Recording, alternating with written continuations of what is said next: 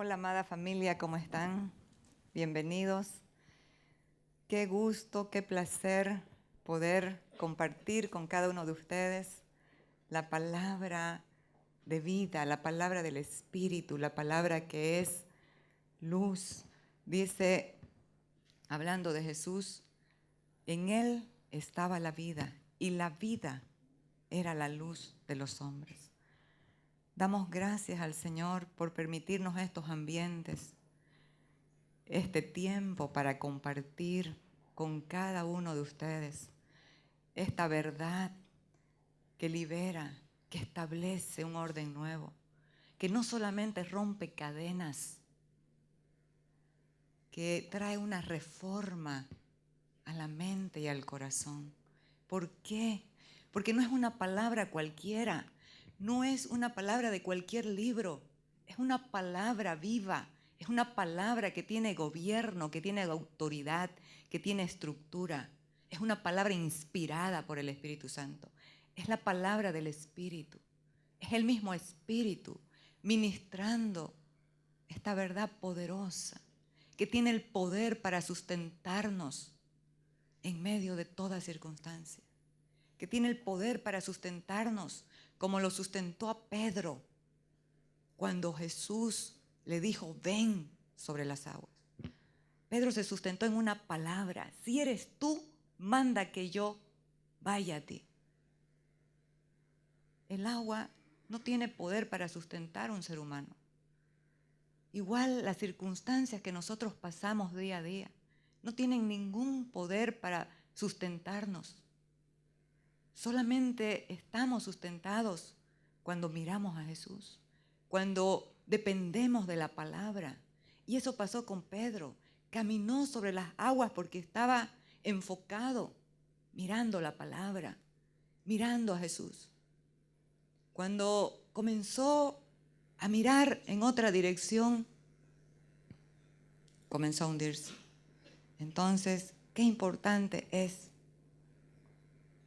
la palabra de Dios. Qué importante es tener hambre, tener sed de conocer la palabra, de conocer a Cristo. Él es la palabra viva. Él es el que tiene el poder para resucitar lo que está muerto, para establecer un orden nuevo. La palabra es el bisturí que hace una incisión en el corazón y trae una circuncisión, rompe paradigmas, argumentos contrarios a la realidad de Cristo, a la realidad de la obra de la cruz. Esta palabra es vida. Nosotros, amados, vivimos por la palabra. Vivimos por la palabra. Y de acuerdo a la palabra que comamos, de acuerdo a la palabra con que nos alimentemos, ese va a ser el nutriente que nos va a fortalecer para enfrentar las circunstancias de la vida. Estamos en tiempos difíciles, en tiempos peligrosos. Por eso, más que nunca, la iglesia, que es la encargada de manifestar la verdad, de manifestar la vida, tiene que fortalecerse en esta verdad, en esta palabra, fortalecerse en Cristo Jesús, el Señor. Vamos a hablar sobre la palabra de Dios. Estuvimos hablando el domingo pasado sobre el poder de la resurrección y vimos cómo una mujer que decidió morir a su yo, a su corona, a su reino, a su posición, decidió morir. Pudimos ver en el sentido figurado la resurrección no solamente de ella, sino de todo un pueblo. Hoy vamos a ver el poder de la palabra que resucita, que trae orden a lo que parece imposible. Ezequiel 37. Aquí el profeta Ezequiel está hablando, está relatando una visión que tuvo, una palabra de Dios que tuvo. Y dice, la mano de Jehová vino sobre mí y me llevó en el espíritu de Jehová y me puso en medio de un valle que estaba lleno de huesos.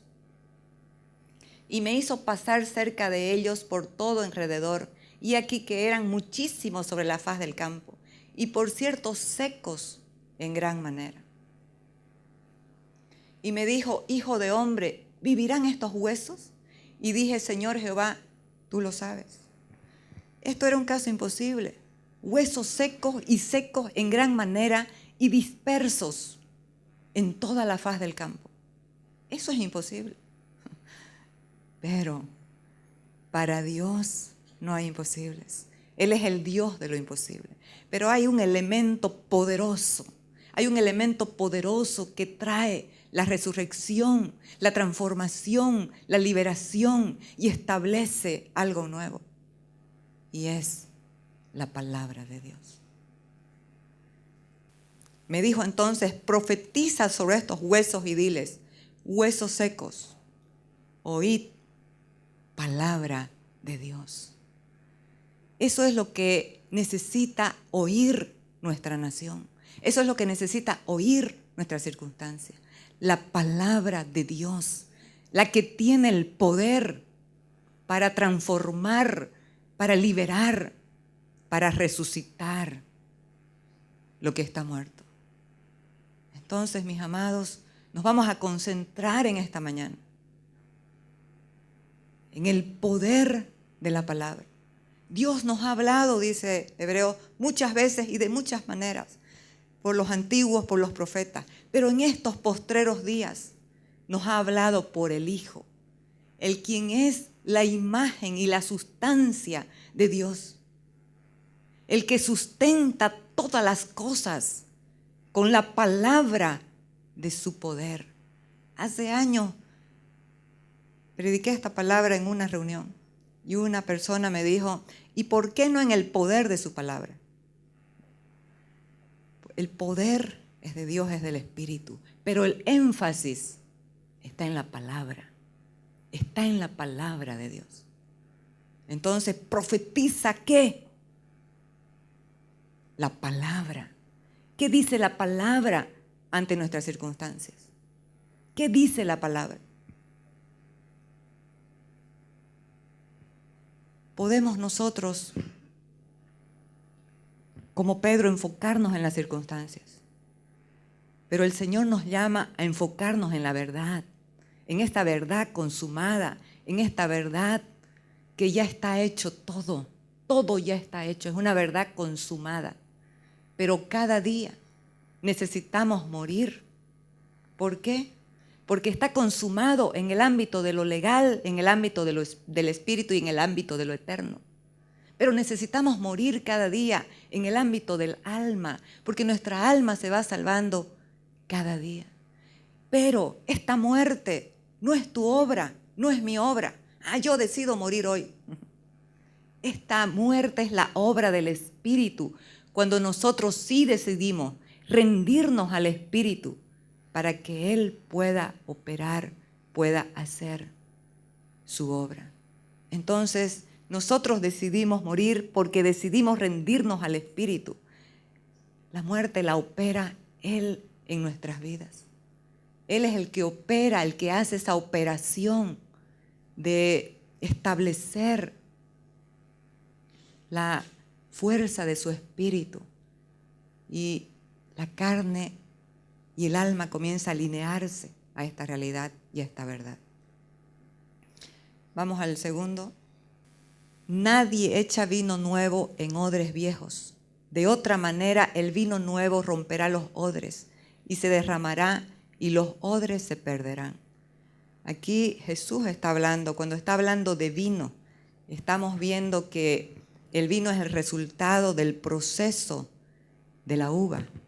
El vino es el resultado de un proceso que ha pasado la uva para convertirse en vino. Y nosotros podemos ver que en las Escrituras el vino nos habla del resucitado, del Cristo poderoso que murió, resucitó y fue procesado. Entonces, qué importante es entender que este vino nuevo, dice, en odres nuevos se ha de echar. El vino no le podemos hacer nada al vino. El vino tiene que ver con el resucitado, el vino tiene que ver con el nuevo pacto en su sangre, la obra perfecta de la cruz, lo que Él ya hizo.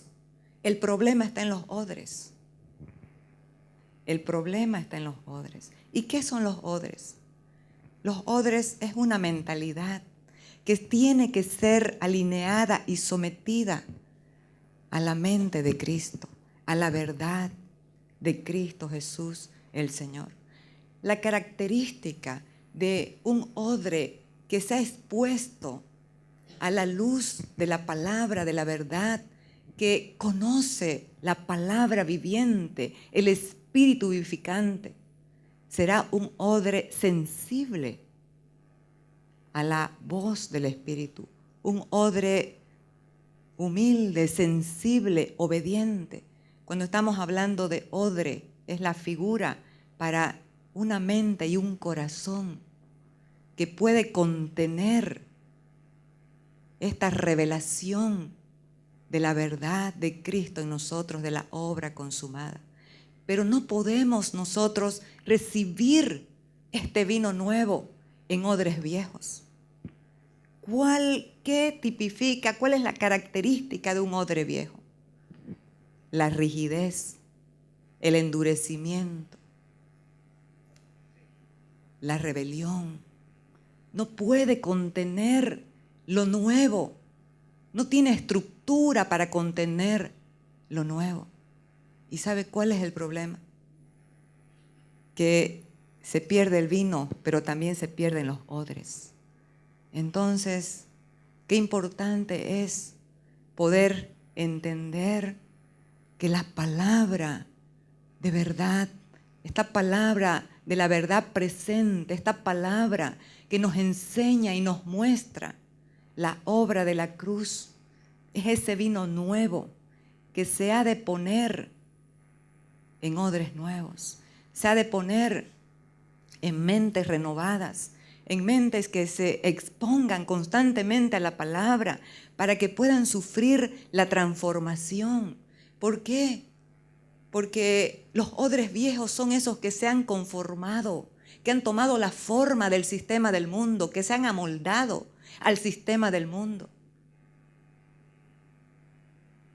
Pero los odres nuevos son aquellos que se han conformado a la imagen de Cristo. Ese es el deseo del Padre. No os conforméis a este siglo, sino transformaos por medio de la renovación de vuestro entendimiento. Entonces, el odre, la manera de pensar, tiene que ser renovada, tiene que ser transformada. Necesita la iglesia contemporánea, la iglesia de este tiempo necesita una reforma. Vivimos pidiendo avivamiento, pero se ha mostrado en la historia que los avivamientos duran pocos años, poco tiempo, pero la reforma establece normas, establece un orden, establece una vida de verdad, que ama, que obedece, que vive por la palabra, que vive con un corazón sensible, humilde, de siervo. Entonces, necesitamos exponernos a esta verdad, necesitamos exponernos a esta palabra, porque de lo contrario nos quedaremos siempre sin renovar, con esos odres insensibles, indolentes, que no aman la palabra, que les da lo mismo congregarse o no congregarse. Y les aseguro que no es lo mismo congregarse por las redes, no es lo mismo. Yo todas las noches, de lunes a viernes, tengo clases por Zoom de la universidad. Y me cuesta mucho concentrarme. porque una llamada, algo, uno que está en casa, es diferente que estar en estos ámbitos de luz, de gloria, de resurrección. Porque eso es lo que está pasando en su espíritu. Cualquier área que estaba rígida, que estaba endurecida, que estaba en estructuras, ideologías contrarias a la revelación de Cristo. Eso es lo que sucede al exponernos a la palabra. La verdad de tu palabra alumbra, la exposición de tus palabras alumbra y hace entender. Entonces, esto fue lo que pasó con el rey Josías. El rey Josías, un niño de 8 años que comenzó a reinar. Y estuve leyendo la historia, y tan espectacular y maravillosa, y podemos encontrar en toda la Biblia, en el Antiguo Testamento, en estas historias reales, podemos encontrar a Cristo. Y estaba leyendo sobre Josías. Comenzó a reinar a los 8 años. Pero este Josías tenía un corazón para Dios. ¿Por qué? Su padre era el rey Amón, un rey perverso, que hizo todo lo contrario a lo que Dios quería. Tenían ídolos en los lugares altos. Quemaban aún a sus hijos, ofreciéndolos a sus ídolos. Pero este niño comenzó a reinar. Pero antes de eso, alguien invirtió en Josías.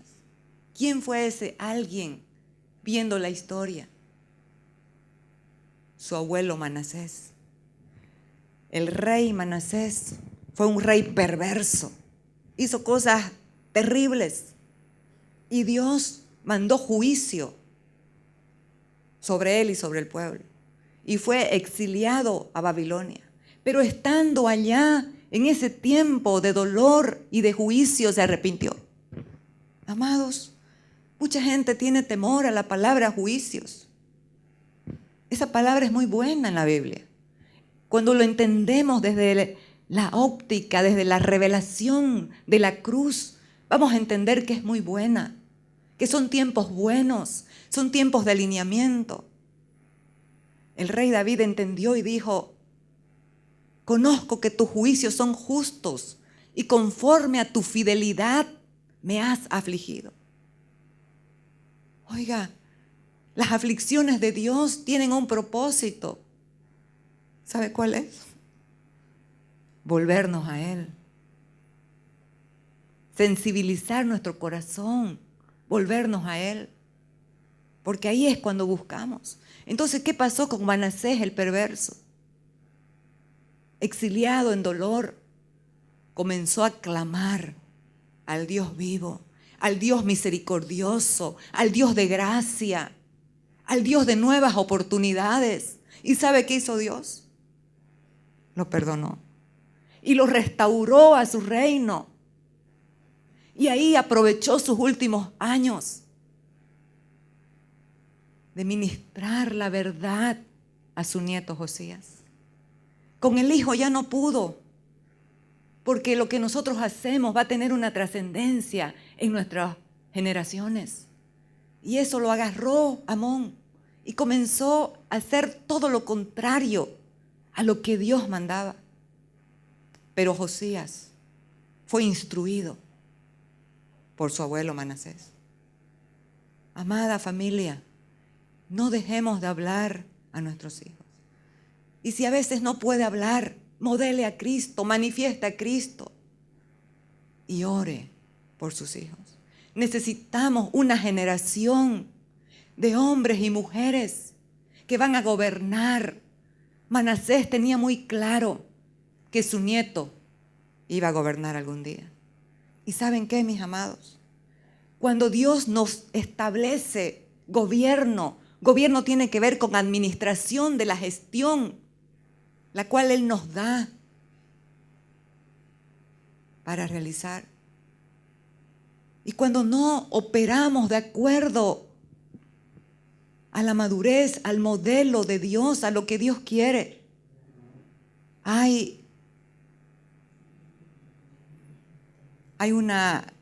vamos a ser reemplazados, hay un reemplazo.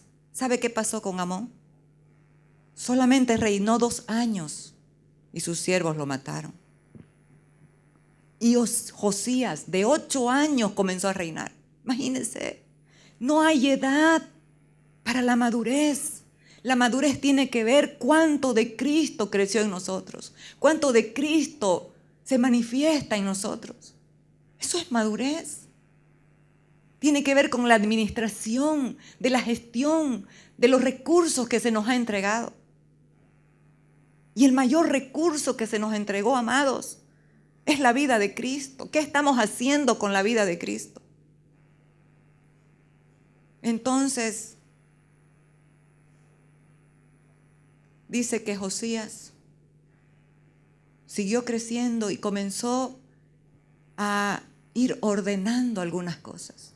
Y lo primero que hizo fue limpiar el templo de Dios, porque estaba olvidado desde los reyes anteriores. Y él dio orden de limpiar el templo, de restaurar el templo. Y el sacerdote Hilcías, que estaba en la comisión de limpiar el templo, encontró el libro con la palabra de vida, el libro de la ley. Y nosotros nos asusta la ley.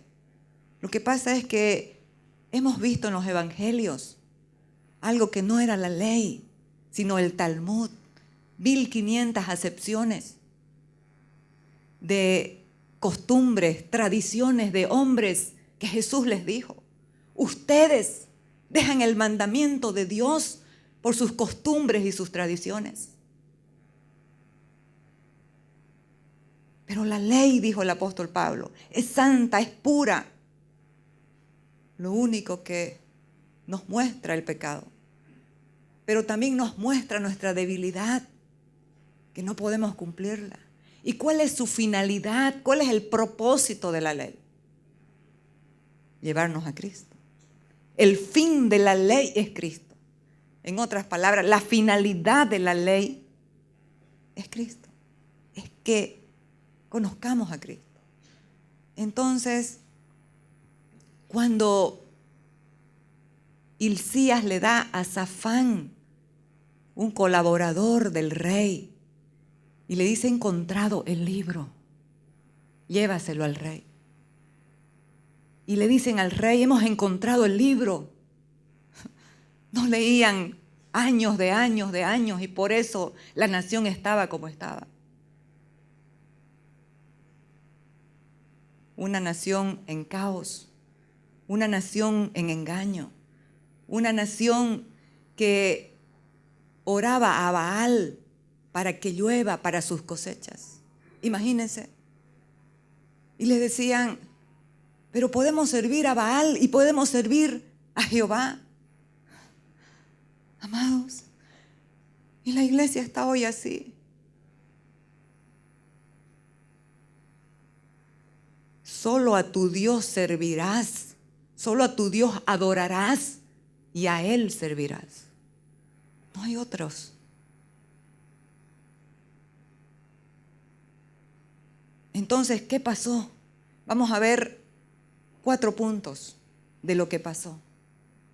Vamos a Segunda de Reyes 22. Cuando el rey hubo oído las palabras del libro de la ley, rasgó sus vestidos. Cuando hubo oído las palabras del libro, tuvo una convicción profunda de arrepentimiento en su corazón. ¿Sabe qué pasó? Hubo circuncisión en su corazón. La palabra es el bisturí que hace una incisión en nuestro corazón y rompe con ataduras, con cadenas, derriba fortalezas y argumentos que se amoldan y que son contrarios a Cristo. Rasgó su corazón. Hubo una circuncisión de corazón. Una circuncisión no hecha a mano. Nosotros por la ley podemos decir, voy a orar tantas horas, voy a ayunar tantos días, voy a dejar de ponerme esto, voy a dejar de hacer esto. No, expongámonos a Cristo, a la palabra. Y la palabra tiene el poder para romper, para traer luz, para traer libertad, para hacernos entender lo que es bueno para obedecer. Entonces, ¿qué fue lo que pasó después de que hubo la circuncisión en el corazón de Josías? Segundo punto, tuvo ganas de buscar a Dios. Mis amados, cuando la palabra de verdad, el evangelio de la salvación es predicado, vamos a tener hambre y sed de la palabra.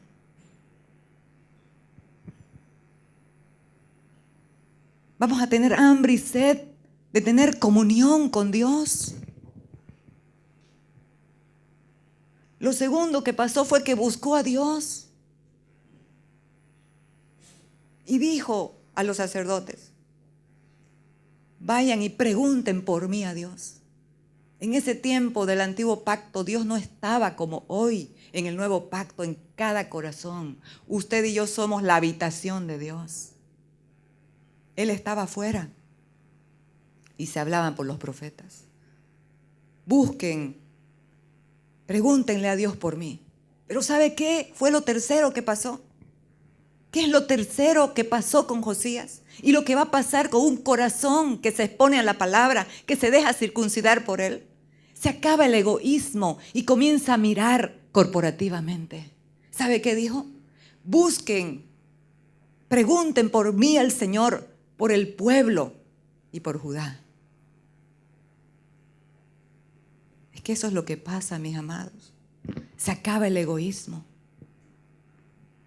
Ya no era, busquen a ver cómo me va a ir a mí. No. Veamos, por favor.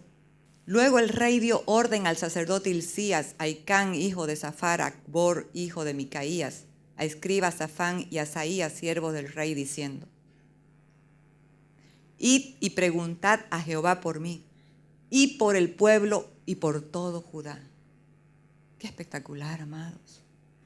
Es que no podemos ser indiferentes. Cuando nuestro corazón ha sido circuncidado, no podemos quedar indiferentes. Con tal que yo me salve y mi casa está bien. No.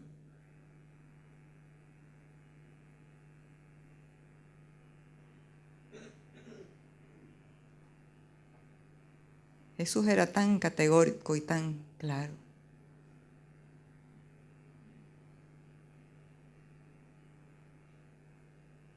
Muchas veces tenemos tantos pretextos para buscar a Dios, para asistir a las reuniones eclesiales, a las reuniones donde la iglesia se reúne. No, es que no puedo. Tengo que ir a enterrar a mi padre, le dijo uno a Jesús. ¿Y cuál fue la respuesta espectacular de Jesús? Deja que los muertos entierren a sus muertos. Pero pasándolo al lado amable de la cosa, amados, mucha gente está muerta. Y la única esperanza para sus vidas es una palabra. Una palabra. Es la palabra de su poder, que tiene la función de resucitar lo que está muerto.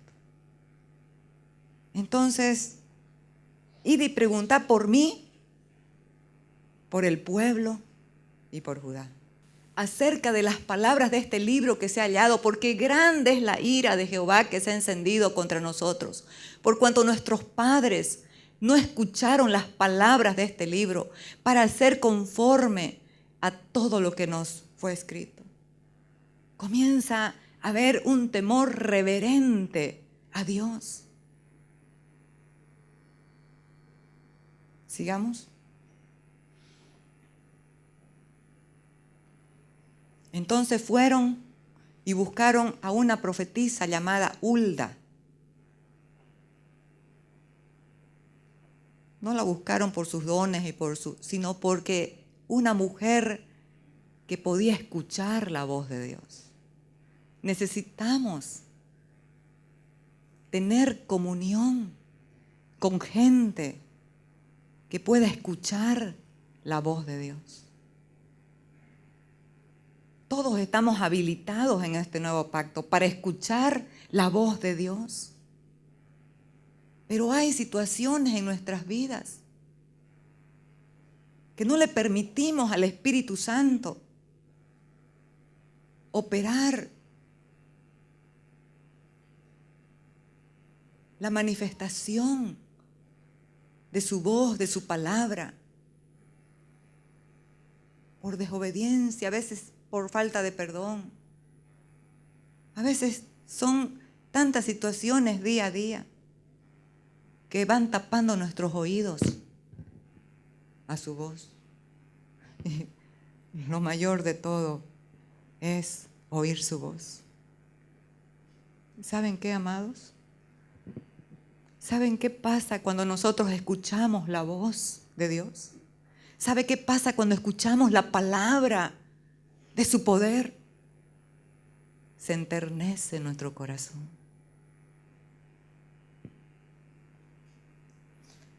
Entonces la profetisa está hablando y diciendo: mas al rey de Judá, que os ha enviado para que preguntases a Jehová, diréis así: así ha dicho Jehová, el Dios de Israel, por cuanto oísteis las palabras del libro, y tu corazón se enterneció. Amados, clamemos al Señor para tener hambre, para tener sed de la palabra. Tener sed de conocer la palabra viva, de conocer a Cristo. Su corazón se enterneció y te humillaste delante de Jehová. Una persona madura por la palabra siempre será humilde. ¿Sabe por qué? Porque mientras más revelación tenemos de Él, mientras más revelación tenemos de su luz, más vemos nuestras debilidades. Por eso es que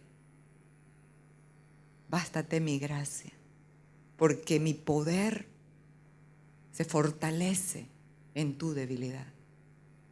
Vamos a reconocer siempre que somos débiles y que la fuerza de nuestra vida no está en lo que hacemos, está en cuánto dependemos de Él. Porque puedo hacer muchas cosas buenas que Dios nunca me mandó.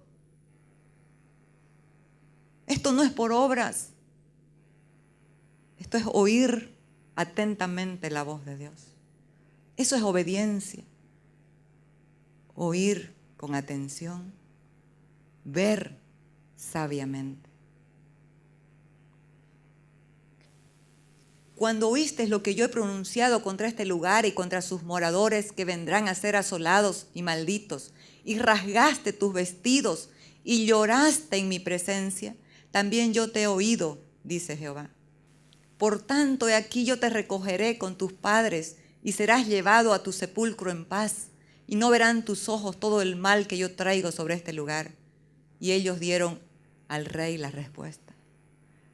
Dios es fiel, amados. Fiel hasta en sus juicios. Los cumple.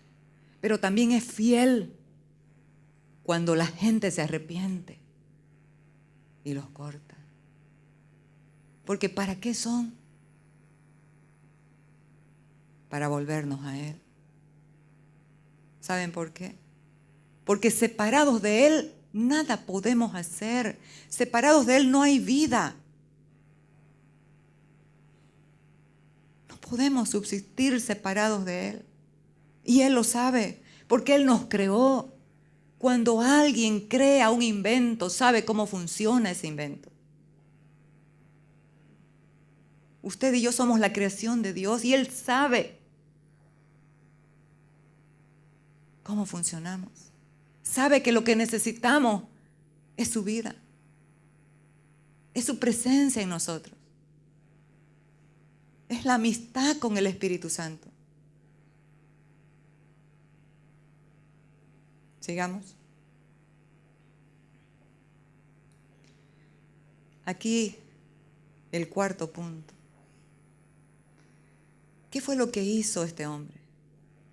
Se volvió un reformador, estableció una reforma, habló y reunió a todo el pueblo. Yo me pregunto, ¿para qué es la autoridad que Dios nos da? ¿Para qué es el gobierno? ¿Para qué es la influencia que Dios pone en nuestras vidas? Si no es solamente para hacer su voluntad, si no es solamente para colaborar con su propósito eterno. Este hombre lo entendió. No venía el juicio sobre él. Ha podido echarse de panza y decir, bueno, soy el rey, voy a disfrutar el reino. Pero la gente que ha sido traspasada por la palabra, la gente que ha sido traspasada por la cruz, no puede dormir si sabe que otros están muriendo sin Cristo.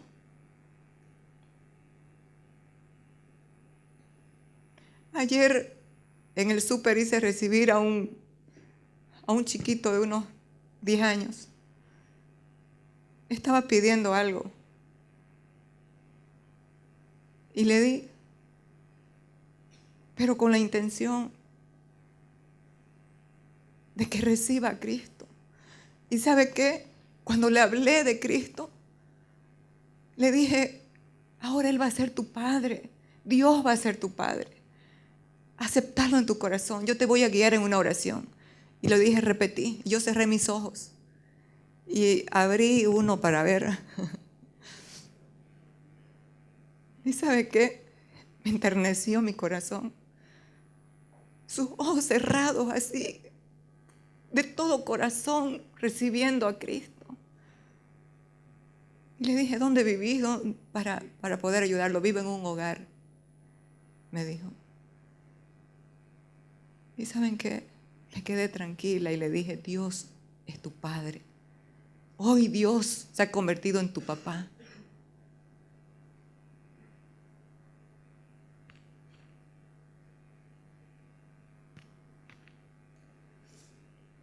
¿Qué hizo el rey?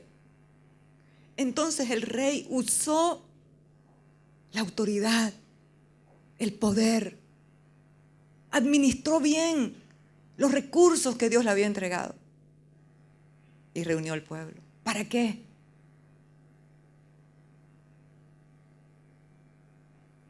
Para hablarles la palabra de Dios. Y miren lo que pasó. Y subió el rey a la casa de Jehová con todos los varones de Judá y con todos los moradores de Jerusalén, con los sacerdotes y profetas y con todo el pueblo, desde el más chico hasta el más grande.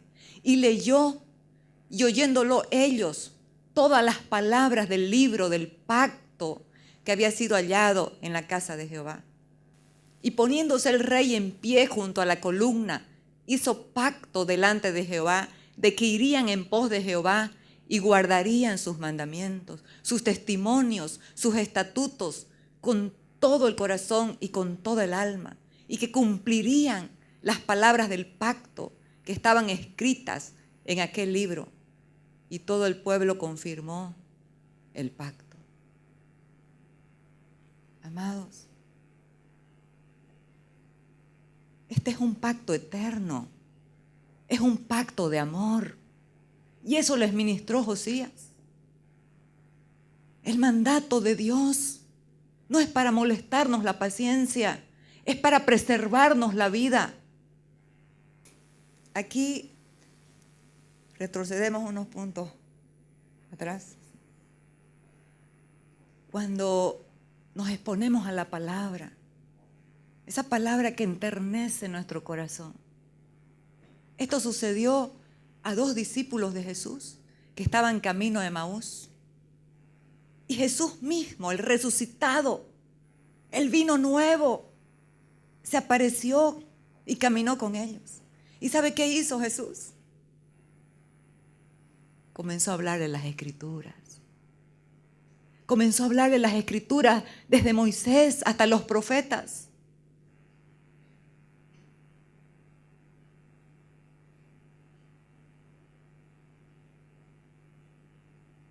¿Y sabe qué dijeron ellos? No ardía nuestro corazón cuando nos enseñaba las Escrituras. Amados, ¿hace cuánto tiempo que no arde nuestro corazón cuando leemos las Escrituras? Cuando oímos su voz.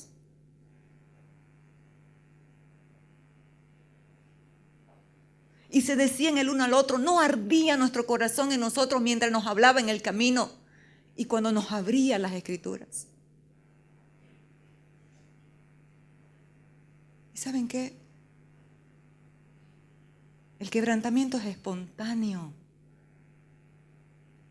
La ternura que se opera en el corazón es el producto de la obra, de la palabra, que es espíritu, que es vida, que tiene poder para quebrantar la dureza del corazón. Cuando leo la palabra y se quebranta mi corazón, lloro de gozo, porque sé que esta palabra, esa es su operación. Quebrantar, quitar los ídolos, quitar lo que está ocupando el lugar de Cristo.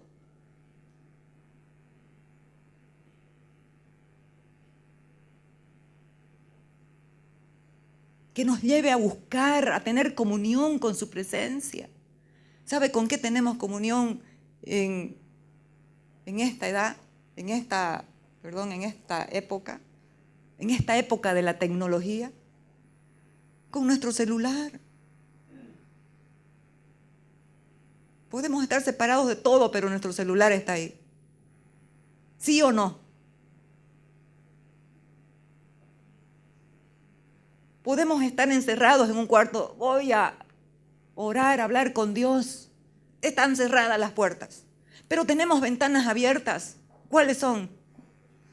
Las ventanas de tu celular que cada rato suena y cada rato tic, tic y te saca y te desconcentra. Es verdad. Por eso vemos una generación de una iglesia que se quedó en el legalismo, que se quedó en te pones o no te pones. Se quedó echando fuera al diablo cuando ya está vencido.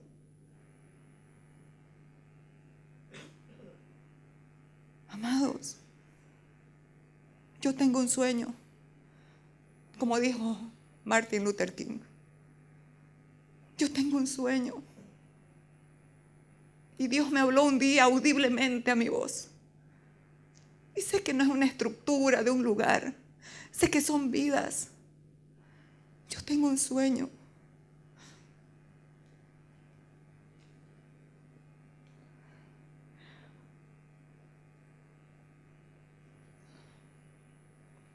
Y es que la iglesia de Cristo lo ame, madure, podamos estar en lugares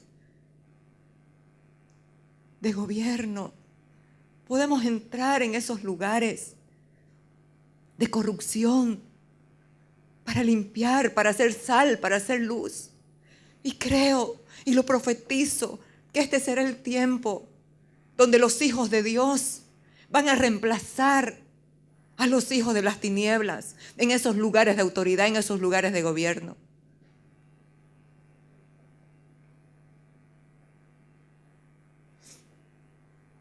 Sigamos. ¿No ardía nuestro corazón en el camino? Amados, usted y yo estamos en un camino. ¿Cuál es ese camino? Es Cristo.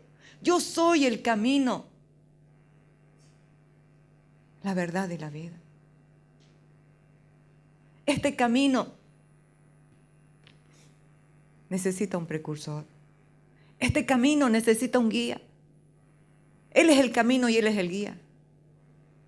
Esta palabra me la dio la semana pasada y ayer el apóstol Gustavo habló sobre guías y sobre siervos.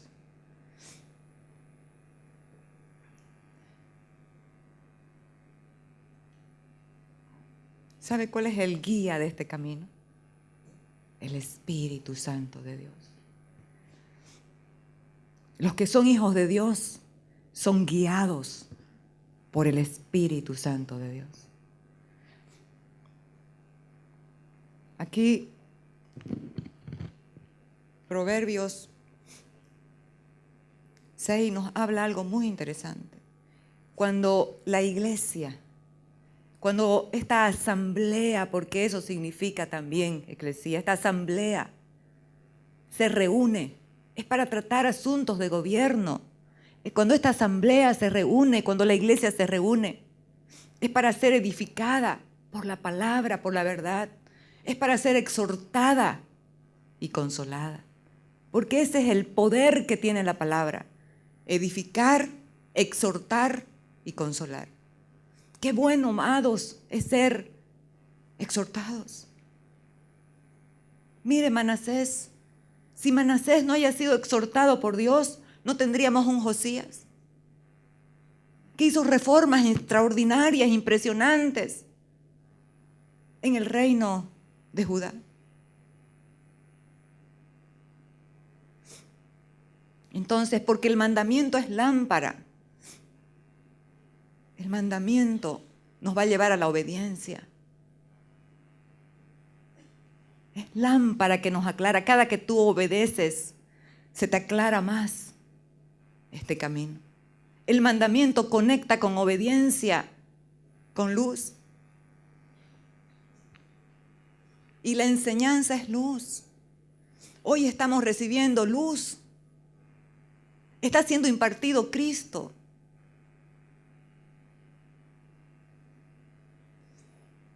Y camino de vida, las reprensiones que te instruyen. Él es el camino, Él es la verdad y Él es la vida. Y por esa razón nos va a reprender. Qué buenos son las reprensiones que nos instruyen. ¿Saben por qué? Porque nos van a hacer permanecer en esta vida abundante. ¿Por qué la iglesia se queja de Dios?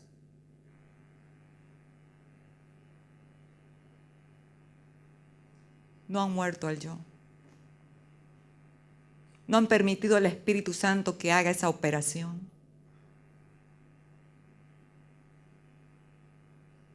Pero si nos rendimos y le entregamos todo, porque todo es de Él, disfrutaremos de descanso y paz. Vengan a mí los que están trabajados y cargados y yo los haré descansar. Aprendan de mí, que soy manso y humilde de corazón, y hallaréis descanso para vuestras almas. Aprendan de mí. Él se hizo siervo, dice la palabra. Se humilló a sí mismo. Murió a sí mismo primero en Getsemaní.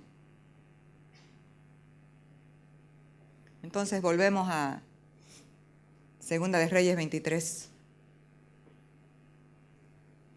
Entonces mandó el rey al sumo sacerdote Hilcías, a los sacerdotes del segundo orden y a los guardianes de la puerta que sacasen del templo de Jehová todos los utensilios que habían sido hechos para Baal, para Acera y para todo el ejército de los cielos, y los quemó fuera de Jerusalén en el campo del Cedrón, e hizo llevar las cenizas de ellos a Betel.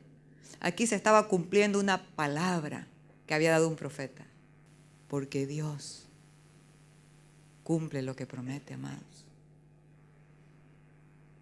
Y vio y escogió antes de la fundación del mundo, antes de todas las cosas, a Josías. para cumplir este propósito de darle placer al Padre. ¿Sabes qué? Tu obediencia y mi obediencia le da placer al Padre. ¿Sabe por qué? No es porque sea egocéntrico, porque libera las vidas de la muerte. Porque adorar y depender de otros dioses es muerte.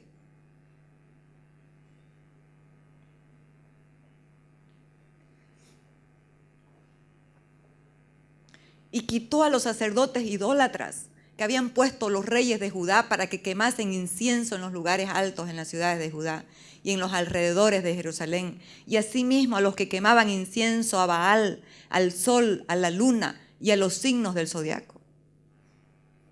¿De qué signo es usted? Yo soy de Géminis, de Cáncer, de Tauro, de no sé cuánto. No, amados. Usted es de Cristo. Eso fue cancelado en la reforma de Josías. Josías hizo una reforma. Para los que no sabían, aquí están los signos del zodiaco. Fueron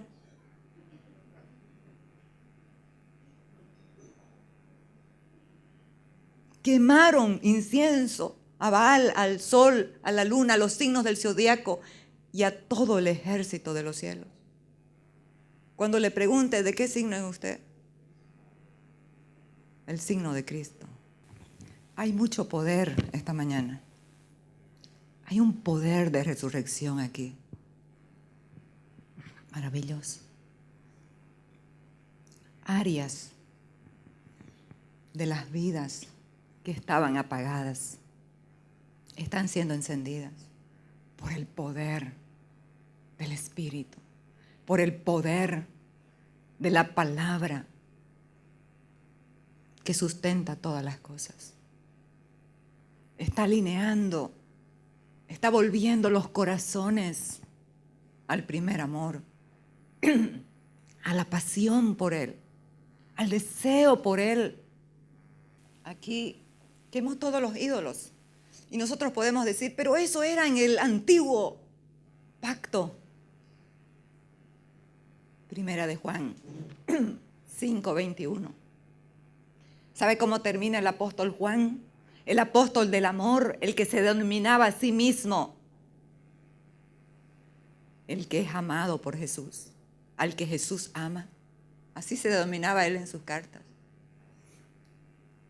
La última carta de Primera de Juan 5:21 dice: hijitos míos, guardaos de los ídolos. Y les está hablando aquí a los hijos que no han madurado. No a los hijos huyus, no a los hijos maduros, a los hijos tecnón en el griego, a los que no han madurado. ¿Hay ídolos en la gente inmadura? Sí hay.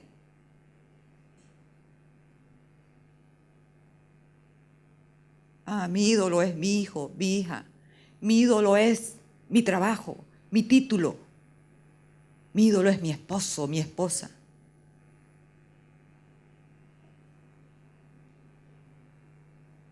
Mi ídolo es mi conocimiento. Mi ídolo es mi dinero.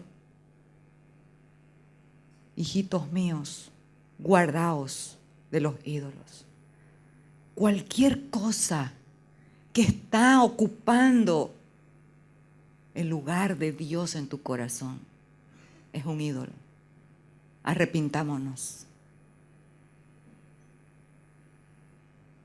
Una característica principal en el reino de Dios es que Jesús es el Señor. Él es el Rey.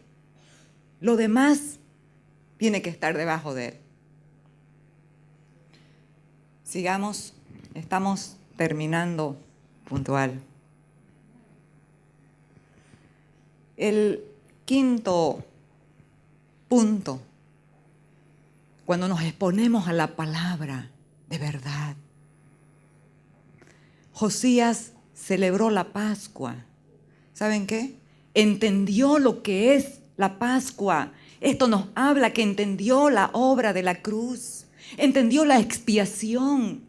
¿Qué es la expiación? La eliminación de la culpa y el pago de una deuda impagable por un sustituto. ¿Quién es ese sustituto? Jesucristo. Amados, es que esto nos enternece el corazón. El inocente, el que nunca pecó, nos sustituyó, eliminando la culpa para siempre. Por eso dice Romanos,